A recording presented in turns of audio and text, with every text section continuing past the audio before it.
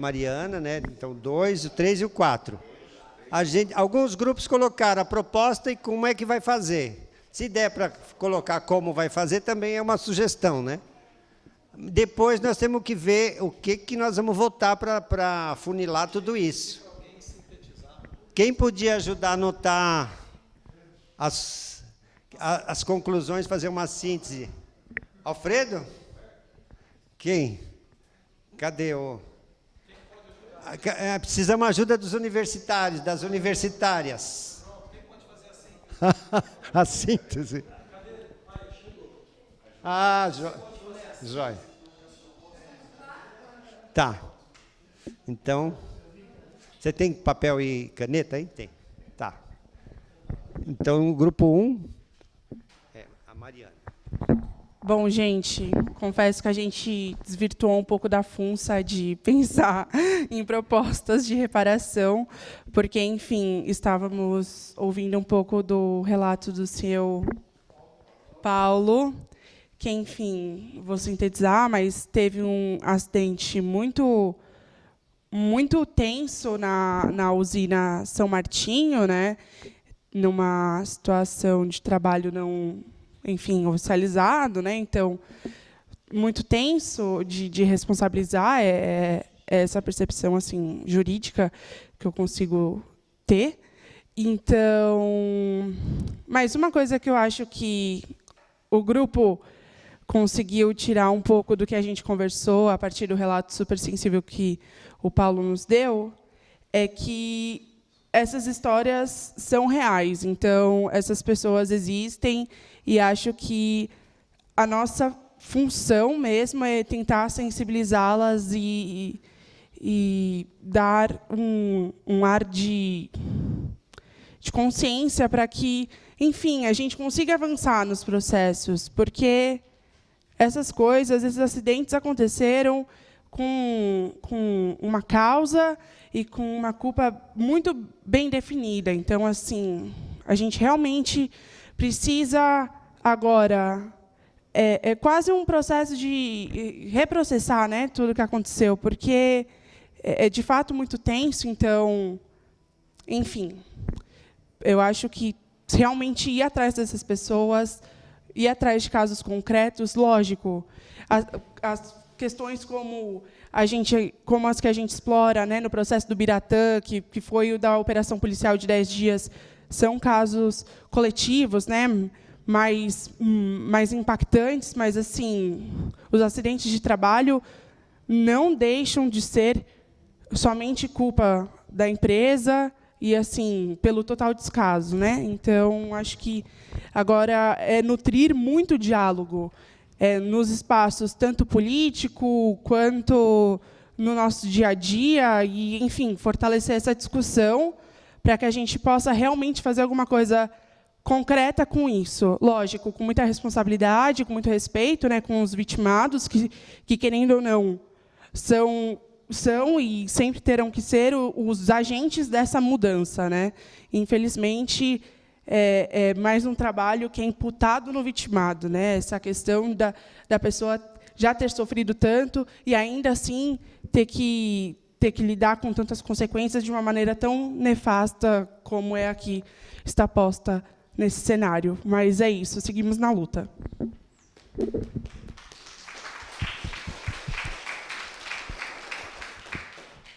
Boa tarde a todos. Meu nome é Heraldo, tá? Sou de Pradópolis. Isso é muito importante que nós estamos fazendo aqui hoje, tá? No nosso grupo, nós teve várias ideias aqui que surgiram na nossa mente e a gente foi falando, tá? Dar continuidade ao trabalho de base.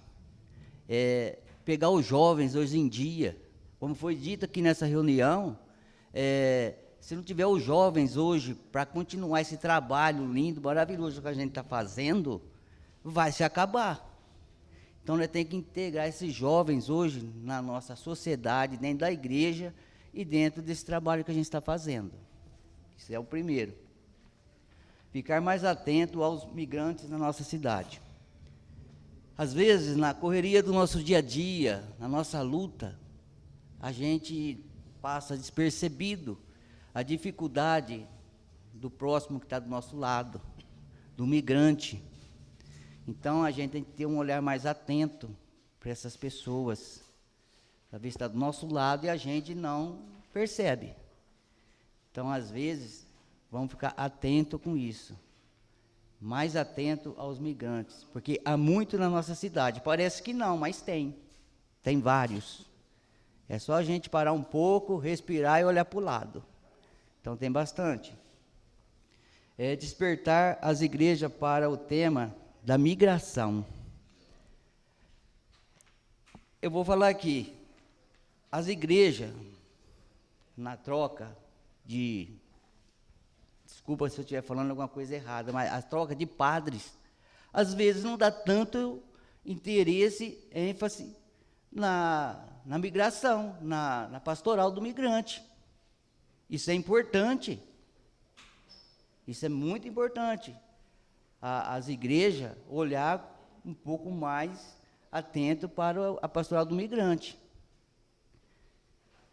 que está precisando muito.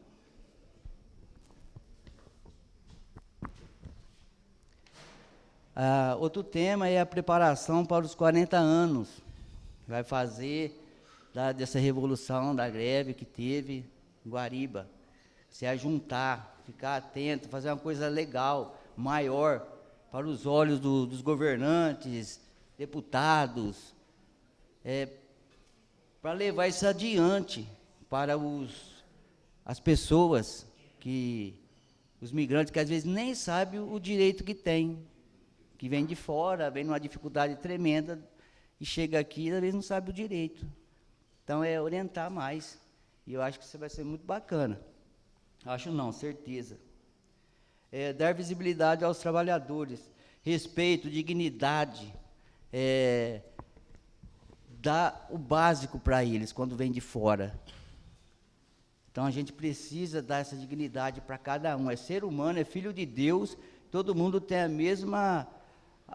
tem o mesmo direito de qualquer outro. Então, são várias coisas que a gente tem que ficar muito atento. É a correria do nosso dia a dia, igual eu falo, né? E recuperar a lei federal 4.870/64, o artigo 36, que foi uma lei extinta aí, por interesse do meu ver, tá? É interesse político, para ferrar o coitado trabalhador, né? E outro tópico é anistia, que aí eu chamo meu irmão ali para explicar isso aí direitinho, que ele é capacitado para isso.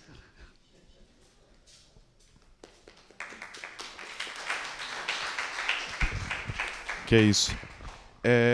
Não, quando eu disse da anistia, propus aqui que a gente lutasse pela anistia, na verdade, de entender, né, de um processo da gente entender, na verdade, que essas pessoas que foram violentadas na greve de 84, de 85, aqui em Guariba, e na região toda, e em diversas outras greves, fazem parte daqueles que sofreram violências do Estado na época da ditadura militar e que podem ser anistiados e que podem ter uma reparação justa para eles, né?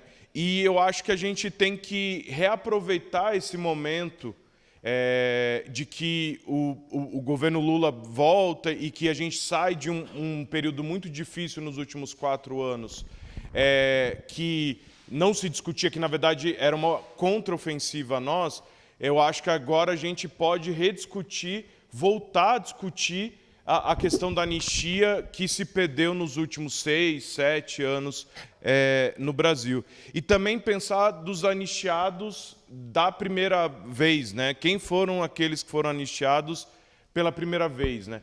Então, pensar que tiveram muitos camponeses, muitos trabalhadores rurais, quilombolas, indígenas, do movimento negro, que não se entenderam e não se entendem como violentados pela ditadura militar, e que a gente pode recuperar esse período, né? Porque além dos 40 anos, ano que vem também é os 60 anos do golpe de 64, né? Então a gente tem que aproveitar esse momento para rediscutir e para fazer um debate político, ideológico, de que isso não pode se repetir no Brasil de novo, né? que os militares não podem, militares ou policiais não podem sair, empresários junto com os militares e os policiais junto com os empresários violentarem a população pelos seus interesses, que isso não pode acontecer de novo no Brasil. E a gente só pode não garantir, mas tentar com que isso não se repita através disso, né? Através da organização popular, através das pessoas entendendo quais são seus direitos, o que a gente precisa fazer para conseguir levar a cabo, ter justiça e memória sobre isso. Vem cá, a gente vai discutir, apresenta tudo, depois... Apresenta, depois encaminha. Sou eu? Bem, pessoal, ó, eu já consigo perceber várias convergências aí, né? Porque, basicamente, o que a gente apontou foram 4 propostas, né? Muitas delas já apareceram nas propostas anteriores, né? Então, o primeiro ponto aqui, reforçar a ideia da gente se preparar e organizar um encontro no ano que vem para marcar os 40 anos da greve de Guariba e, como bem lembrado pelo Cauê, os 60 anos do golpe militar, empresarial militar contra a classe trabalhadora, né? Então, essa foi uma primeira proposta. Uma segunda proposta, que o padre Alfredinho chamou de mapeamento, né? Mas que também apareceu aqui no relato dos colegas, né? Da gente conversar com aquelas antigas lideranças, com trabalhadores, trabalhadoras que a gente conhece, que sabe que tem história para contar. A gente vai voltar lá para as nossas regiões, Barrinha, Pradópolis, Campinas, São Carlos. Vamos tentar buscar por essas pessoas, circular esses materiaizinhos aí que a gente recebeu, para que a gente possa coletar essas histórias, guardar essas memórias, tendo em vista aí os 40 anos da greve de Guariba no ano que vem. Então, esse mapeamento aí que a gente pode fazer dentro de cada grupo. Uma terceira proposta, que também, de novo, dialoga, né? A questão da juventude. No nosso grupo apareceu como uma proposta de pensar num livro, num memorial, numa produção que pode ser um audiovisual, podem ser fotográficas, para a gente registrar essas memórias para as próximas gerações, para a juventude, pensar em formas de, né, relatar e passar adiante essa memória do que foi esse período das greves, mas não só, né, não apenas, mas da gente pensar em produtos aí que possam servir como ações de memória, vamos chamar assim, né?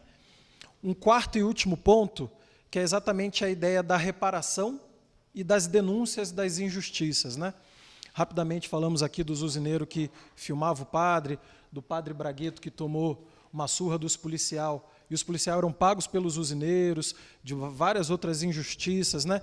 Então, que a gente possa, nesse bojo aí dessa preparação para o ano que vem, para os 40 anos de Guariba, pensar como é que a gente pode construir medidas ou denúncias de reparação das injustiças no Ministério Público do Trabalho, no Ministério Público Federal, no Ministério Público Estadual. Foram essas 4 propostas que a gente sintetizou e que eu acho que dialogam com vários pontos que os colegas já colocaram.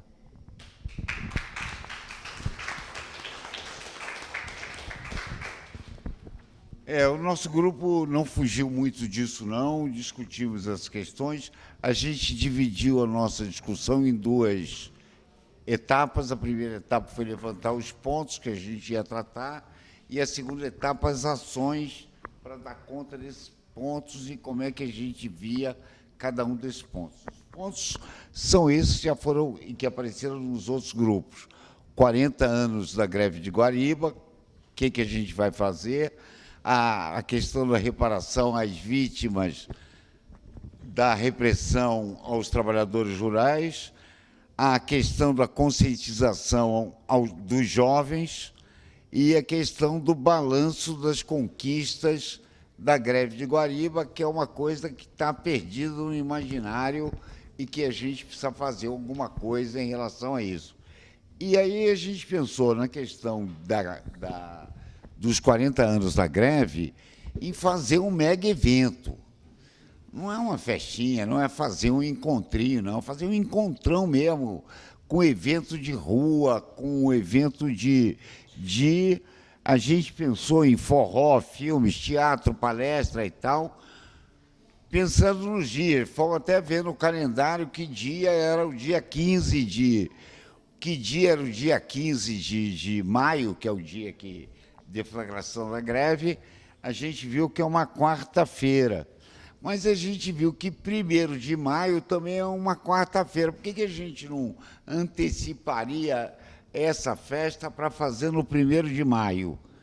A festa dos 40 anos da memória da greve de Guariba. E aí a gente pensou em, no dia 1º de maio, a gente fazer tipo um piquenique em praça pública e falando no 1º de maio da greve, tá em praça pública junto com o piquenique. No dia 2 a gente fazer palestras sobre a greve de Guariba, o significado delas, conquistas. No dia 3, na sexta-feira, a gente pensar numa atividade e no sábado um forró para marcar a história. E a gente pensou também nessa greve, nessa comemoração dos 40 anos da greve de Guariba, a gente pensou tudo grande, moçada. Fazer o lançamento nacional da campanha de reparação. Ou seja, quando é que a gente vai lançar isso? Por que a gente não lança nos 40 anos da greve? Porque foi na greve que essa repressão apareceu, tem data de nascimento, tem certidão de nascimento, né, que são as tropas policiais que chegam ao Guariba com gana de bater em trabalhador, porque estava sendo pago para isso, moçada. O que acontece é o seguinte, em 84, há um acordo. Na greve em janeiro de 85, esse acordo vira um contrato. O acordo foi feito em 84 entre o governador da época, que era o Franco Montoro, aquele que virou presidente golpista, que é o Temer, que era o secretário de Segurança do Estado de São Paulo, e os usineiros que foram buscar, através do Temer, o apoio da Polícia Militar e do governador, que comandava a Polícia Militar, para reprimir a greve. E depois isso virou um contrato de trabalho feito pela empresa Imagem e Propaganda, não sei o quê, que foi em 85. Tá? E isso se estende até a greve de 86, que foi lá em foi em Sertãozinho, né? O epicentro da greve não foi mais aqui. Bom, com a história da conscientização dos jovens, a gente pensou em fazer uma cartilha e também vídeos, documentários e tal para os jovens, e a gente pensou numa cartilha, e nessa cartilha a gente colocaria o balanço das conquistas desde as greves, o balanço das conquistas a partir da greve de Guariba, em 84. Fazer uma cartilha para distribuir para os jovens, para chamar os jovens para esse processo todo e para a festa. Tá? A gente colocou também como meta da gente, até lá na festa, né, o levantamento das vítimas. Aí a gente pensou em metas. Disseram, se a gente levantar 100 vítimas, eu acho que 100 é pouco pela quantidade de gente que a gente viu espancada ali. A gente devia colocar como meta 500, 1000 trabalhadores, crianças e tal, que foram vítimas naquela época. Se a gente, só da gente olhar a repressão policial ali, entrando naquele monte de casa que destruíram tudo, estava dentro de casa. Então, a gente tem muita vítima. Agora, a gente tem que garimpar isso. Agora, esse trabalho de garimpar é um problema. Quer dizer, a gente arranjou muito trabalho para nós todos aqui no nosso grupo. Obrigado. Então, pessoal, vamos juntar esse material. A Júlia está pegando os pontos, né? Nós conseguimos, eu não sei, depois a Júlia talvez tenha melhor que eu. 3 pontos que a gente conseguiu juntar aqui. Os 40 anos é um. Vocês acham que é bom celebrar os 40 anos? Os 40 anos de Guariba? Então, tá aí. O segundo ponto, que é dividido em duas partes, é a ideia da reparação, que seria o primeiro momento. É o mapeamento, levantamento, a ideia de anistia, aquela cartilha que tem que fazer, entrevistar as pessoas, anotar, que ela está em branca, assim no meio, né, que a pessoa faz o levantamento dos casos. O primeiro momento é levantamento de casos, né? Vamos abrir a cartilha para ver? Olha lá. Olha, mostra o meio para o pessoal ver. Ó, tem lugar para escrever na cartilha, né? Tem lugar para escrever o caso. Então, o primeiro momento seria o levantamento, o mapeamento, né? Estamos na reparação. O segundo momento da reparação é a denúncia da reparação, que saiu nos grupos, né? Um primeiro levantamento, depois a denúncia que o pessoal da Abra está tocando junto com o Séries, não, com todo mundo, né? Tá. Então, o segundo ponto. O terceiro ponto, que juntou vários grupos também, conscientização, base, que seria balanço das conquistas, jovens, cartilha, audiovisuais.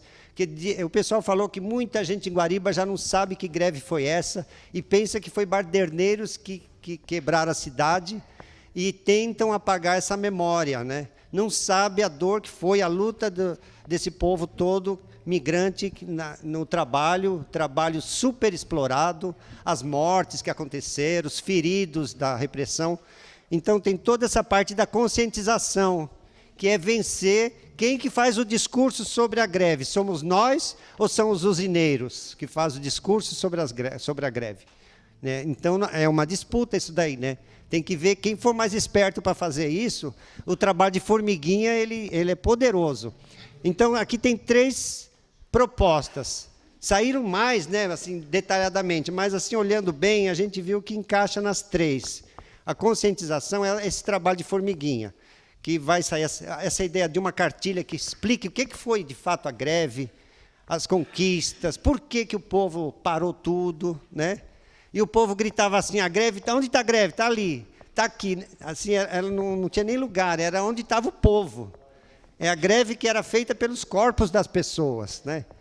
Não era a greve fechada só num lugar fechado, com porta, não. Era no meio do canavial a greve, né? Assim, o pessoal perguntava, onde está a greve? Ah, ela estava aqui, mas foi para lá, né? Estava assim, era móvel igual os migrantes, né? As migrantes. Então é isso, e o Chiquinho sonhou grande no nosso grupo, né? E se a gente não sonhar grande também não vai. Agora, sim, eu não sei como a gente encaminha isso, Gabriel. Assim, como fazer tudo isso, como continuar essa reflexão, porque muitas propostas, né? E aí... Bem, eu queria primeiro perguntar se todo mundo está de acordo com essas 3 propostas, que tem vários pontinhos dentro de cada uma, né? Então, comemorar os 40 anos, está todo mundo de acordo? No ano que vem, né? Aí, se vai ser no dia 1º de maio, no dia 6 de maio, a gente vai ter que pensar junto qual é a melhor data, o melhor local, né? Mas está todo mundo de acordo com 40 anos, né? Segunda proposta, isso que o Roberval e a Júlia colocaram dentro desse grande guarda-chuva de reparação, que é fazer o mapeamento, o levantamento, fazer a conversa com os trabalhadores, trabalhadoras, com o padre, com o agente pastoral, que possa ter relato de violência, de violação, de não observação de direitos, para pensar e começar a formular uma denúncia, que vai culminar lá, gostei da proposta do Chiquinho, de repente, no ato de 40 anos, a gente faz uma denúncia e vai estudando até lá como fazer, né? Está todo mundo de acordo com isso aqui? Sim? Não?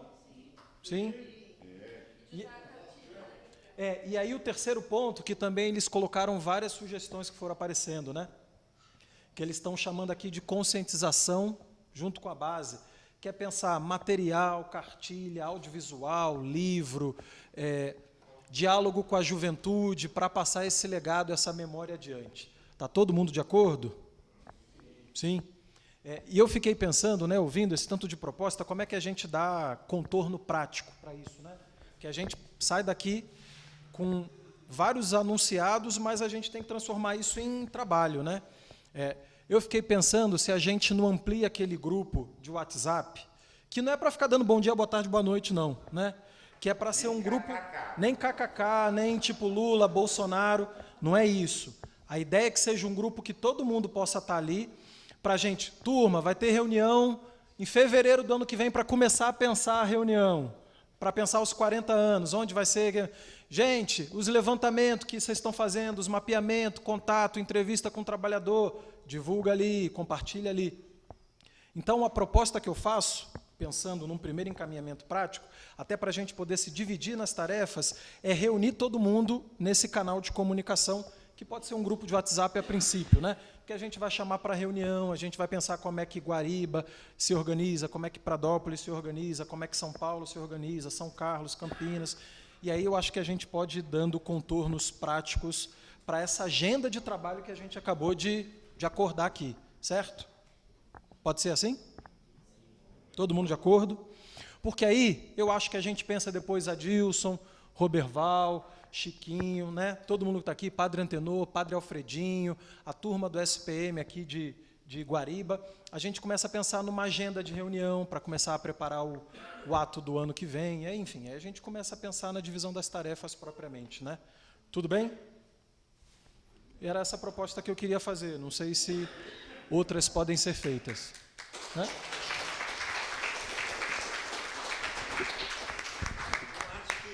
Cartilha, a gente já poderia pensar também um grupinho, porque eles fizeram um trabalho bom com Novaes, né? Já tem muito material, né? Tem um material que vocês fizeram, era assim, várias colunas que coloca a visão do sindicato, a visão do trabalhador, do migrante, a visão... Qual que era mesmo, Chiquinho? Vários sujeitos tinham uma visão X sobre aquele assunto. Aquele livro foi uma sacada bem legal, junto com o Novaes e ele e o Chiquinho, né, Maria Aparecida? Você lembra desse livro, né? Umas colunas assim, mostrava a visão de cada grupo pensante sobre a greve. E aí, assim, já tem muito material que daria para fazer uma cartilha, para contar de forma assim bem simples e bonita essa história de como é que foi essa luta, né? Com depoimentos, né?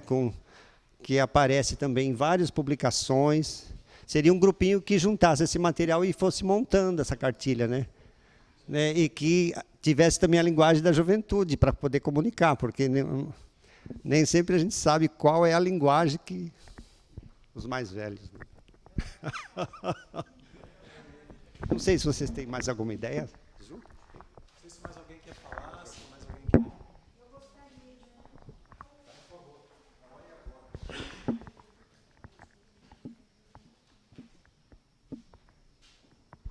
É só para, talvez, insistir nessa questão da lei que eu falei, na minha exposição, né, e nosso grupo levantou.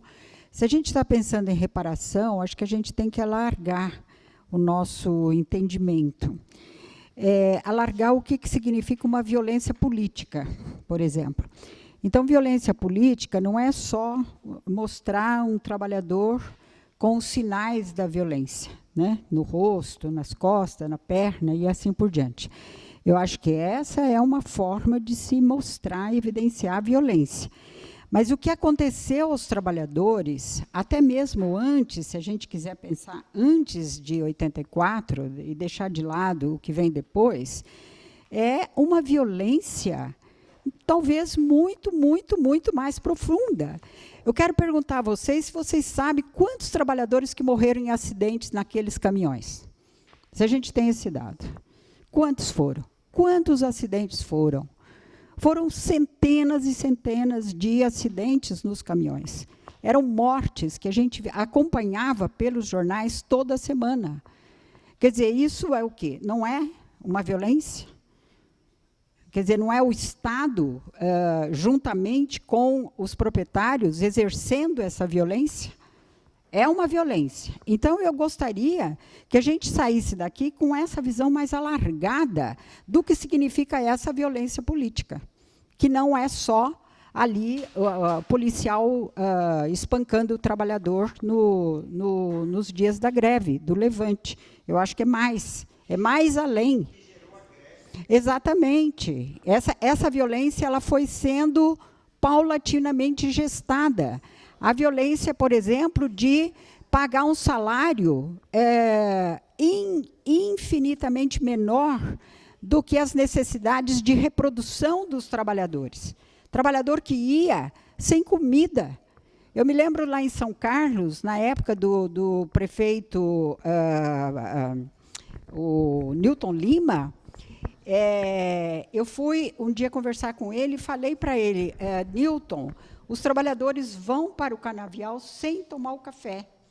Aí ele criou o café da manhã para os trabalhadores. Era a Prefeitura de São Carlos fazendo isso. Então, os trabalhadores iam, desciam no ponto, ia até o ônibus, né? Depois ia até o local desse lugar, que era o café da manhã. Eles entravam, eram todos cadastrados, pegavam um copo de leite com café e um sanduíche, e um suco de laranja. Quer dizer, isso porque os trabalhadores iam em jejum para exercer esse trabalho que nós vimos aí. Quer dizer, isso é o quê? Não é uma violência? Isso não é uma política? Entenderam? Então, é essa a minha inquietação, gente. Eu acho que a gente tem que alargar e pensar essa questão dessa reparação na questão dos direitos humanos fundamentais. Comer é um direito humano.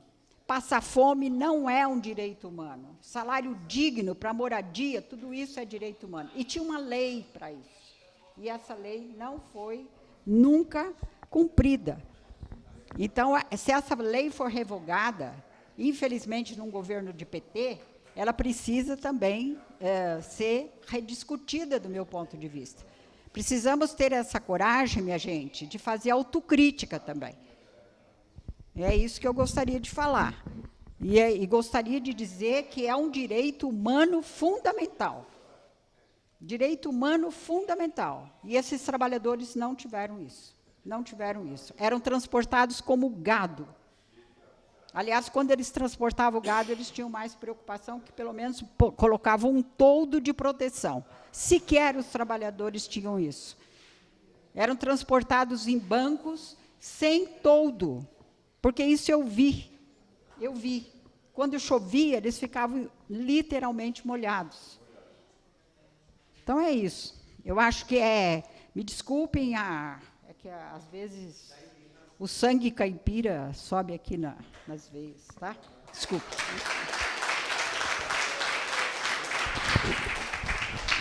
Então, é isso que a Maria Aparecida falou.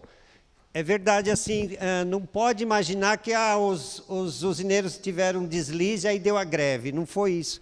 Veio de anos e anos de massacre em cima do... Aí deu uma gota d'água lá, explodiu, mas o sofrimento já vinha de longo. Quer dizer, nós temos que mostrar todo esse contexto de violência estrutural, né, que foi sendo gestado. Antenor, quer falar alguma coisa? Alfredo? Palavrinha.